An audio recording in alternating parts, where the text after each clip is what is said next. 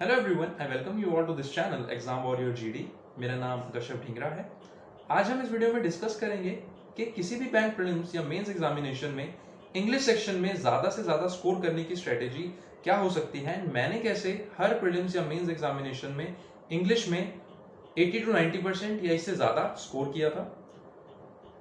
अपनी strategy discuss करने से पहले मैं आपके साथ एक चीज़ ज़रूर शेयर करना चाहता हूं कि इंग्लिश सेक्शन की इंपॉर्टेंस क्या है, आपको इंग्लिश सेक्शन क्यों प्रिपेयर करना चाहिए या फिर उसको ड्रॉप क्यों नहीं करना चाहिए। जो बिगिनर्स हैं या फिर जो एक्सपीरियंस्ड एस्पिरेंट्स हैं वो कभी ये गलती कर लेते हैं कि अगर उनका मैथ्स या फिर रीजनिंग पार्ट बहुत स्ट्रांग है तो वो इंग्लिश को ड्रॉप कर देते हैं या फिर निग्लेक्ट कर देते हैं, ये सोच करके वो फाइनल सिलेक्शन ले लेंगे बिना इंग्लिश पे ज्यादा फोकस किए। बट ये एक मिथ है। ऐसा पॉसिबल तो है बट जो पाथ होगा फाइनल सिलेक्शन तक का वो काफी डिफिकल्ट हो जाएगा अगर आप इंग्लिश को ड्रॉप करके चलेंगे तो। एंड सेकेंड थिंग, कुछ ऐसे एस्पिरेंट्स हैं जो ये सोचते हैं कि वो आरआरबी, पीओ एंड क्लर्क के एग्जाम को ज्यादा फोकस करेंगे एंड उधर इंग्लिश और जो हिंदी में ऑप्शन मिलता है वहां हिंदी सेलेक्ट करके ज्यादा स्कोर कर लेंगे एंड फाइनल सिलेक्शन ले लेंगे। बट आज के कंपटीशन के सिनेरियो में आप ये नहीं सोच सकते कि आप सिर्फ 2 एग्जाम्स की प्रिपरेशन करेंगे, that is RRB, PO and clerk, and final selection वहीं से ले लेंगे। आपको कोशिश करनी चाहिए कि आप मल्टी डायमेंशनल अप्रोच लेके चलें, आप हर सेक्शन को प्रिपेयर करें, क्योंकि जितने भी बैंकिंग एग्जाम्स हैं आरआरबी, पीओ एंड क्लर्क को छोड़ के, like IBPS, PO and clerk and SBI, PO and clerk, उधर इंग्लिश का बहुत इंपॉर्टेंट रोल है, प्रीलिम्स में भी और मेंस में भी। एंड सेकेंड थिंग, हो सकता है आपका मैथ्स एंड रीजनिंग बहुत अच्छा होगा एंड आप उसमें बहुत प्रोफिशिएंट हैं, आप ज्यादा मार्क्स स्कोर करते हैं, बट मेंस एग्जामिनेशन में सिर्फ कट ऑफ क्लियर करना नेसेसरी या फिर इनफ नहीं होता है, ये आप सभी जानते हैं। कट ऑफ से 15 to 20 मार्क्स अगर आप ज्यादा लेकर आएंगे तभी आप फाइनल सिलेक्शन ले पाएंगे। इंग्लिश आपके ये कट ऑफ से ज्यादा मार्क्स गेन करने में आपको काफी हेल्प करने वाला है। तो अब हम डिस्कस कर लेते हैं कि इंग्लिश में आपकी स्ट्रेटेजी क्या होनी चाहिए।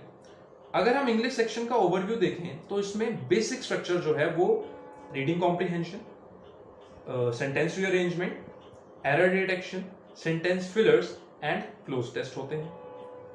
अगर इन सब में हम कुछ कॉमन चीज देखते हैं वो ये है कि ये सभी रीडिंग बेस्ड चीजें हैं। अगर हमारा रीडिंग की जो हैबिट है वो अच्छी है तो हम इन सभी को अच्छे से टैकल कर लेंगे, अदरवाइज बहुत सारी एरर्स हो जाएंगे हमसे एंड हम इंग्लिश में ज्यादा स्कोर नहीं कर पाएंगे।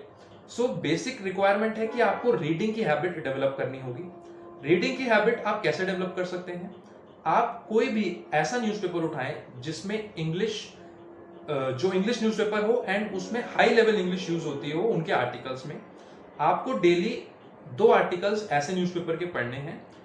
मैं आपको बता देता हूं कौन से न्यूज़पेपर्स हो सकते हैं। एक the Hindu and the second one can be the Indian express.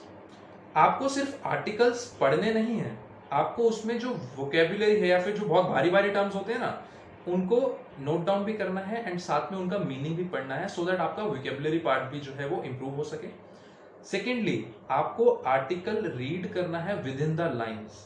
इससे मेरा मतलब ये है कि आप जब भी एक लाइन पढ़े जहां फुल स्टॉप आया वहां आपको पता होना चाहिए कि इस लाइन का मतलब क्या है। ओके, एंड जो भी वोकेबुलरी का पार्ट होगा, जितने भी हैवी टर्म्स एक आर्टिकल में आती हैं, आपको डायरेक्टली गूगल नहीं करना उन्हें। फर्स्ट ऑफ ऑल आपको ये सोचना है कि जो ये कॉन्टेक्स्ट में पूरा आर्टिकल है वहां जो ये टर्म है ये क्या इसका मीनिंग हो सकता है। आप उसको एस्टिमेट कर सकते हैं, आप गेस कर सकते हैं कि इसका मीनिंग क्या हो सकता है। एंड ये जो अप्रोच है आपको हो सकता है बहुत यूजलेस लगे, बट रियल एग्जाम में जब आपके सामने वोकेबुलरी का क्वेश्चन आता है ना कि इस वर्ड का सिनोनिम बताइए या फिर एंटोनिम बताइए और 5 ऑप्शन होते हैं, वहां आप पैसेज में जाके जब पढ़ेंगे ना, आपको अगर वर्ड का कुछ भी नहीं पता तो भी आप एक मीनिंग अपने अकॉर्डिंग एज्यूम कर लोगे उस पैराग्राफ को या फिर उस लाइन को पढ़ने के बाद। और ये जो 1-2 मार्क्स होते हैं ना, ये आपका सिलेक्शन रोक भी सकते हैं और आपको सिलेक्शन दिलवा भी सकते हैं। मैं आपको एक बेसिक डेटा आपके साथ शेयर करता हूं इसी बात पे कि अगर आप नोट करेंगे ना, किसी भी एग्जाम में जो कट ऑफ होता है उसमें कट ऑफ से 5% ज्यादा और 5% कम मार्क्स के बीच में मैक्सिमम कैंडिडेट्स लाई करते हैं। एंड यही डिफरेंस होता है कि जो क्वालिफाई नहीं कर पाता वो इसी वजह से नहीं कर पाता क्योंकि वो ये छोटी छोटी चीजों को ध्यान नहीं देता है एंड छोड़ देता है।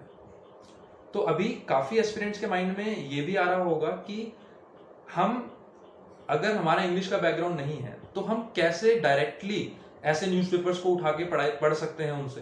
तो ये जो अप्रोच मैं बताऊंगा ये उन कैंडिडेट्स के लिए है जो हिंदी मीडियम या फिर नॉन इंग्लिश मीडियम बैकग्राउंड से हैं। आप कोई भी 6th-7th क्लास की बुक इंग्लिश की उठाएं, उसमें से आपको बेसिक टर्म्स पढ़नी है, आपको पता होना चाहिए बेसिक नॉलेज इंग्लिश की, जैसे conjunctions, prepositions, noun, pronoun, adverbs, adjectives ये क्या होते हैं।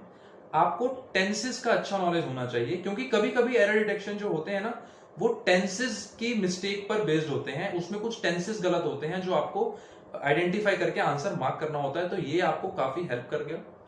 एंड आप ये सोच रहे होंगे कि अभी हम ग्रेजुएशन करने के बाद 6th-7th की बुक पढ़ेंगे तो ये कितना डिसरेस्पेक्टफुल होगा।